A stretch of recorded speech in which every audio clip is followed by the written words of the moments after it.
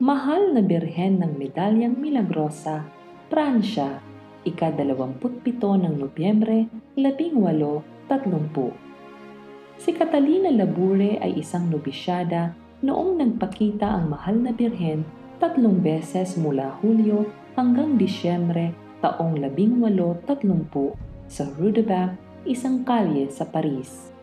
Ginising siya ng isang anghel noong ika-19 ng Hulyo para tawagin sa kapilya at ipakita ang Mahal na Birheng nakaupo sa silya. Inihayag ng Mahal na Birhen ang mahalagang misyon kay Catalina at nagbigay babala sa mga kaguluhang magaganap sa mundo. Sa ikalawang aparisyon noong ika-27 ng Nobyembre, inihayag ng Mahal na Ina ang sarili sa loob ng isang biluhabang kwadro. Nakatayo sa isang globo, nakalahad ang mga kamay na may liwanag na nakakasilaw. Tapak niya ang serpyenteng kagat ang mansanas at sa palibot naman nito ay ang katagang, "O Maria, ipinaglihing walang kasalanan, ipanalangin mo kaming dumudulog sa iyo."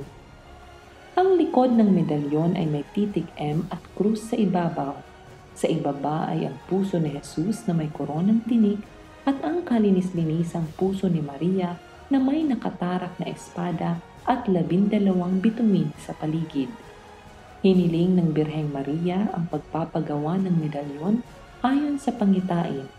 Ang lahat ng magsusuot nito ay magkakamit ng maraming biyaya lalo na kung ito ay isusuot sa lieg.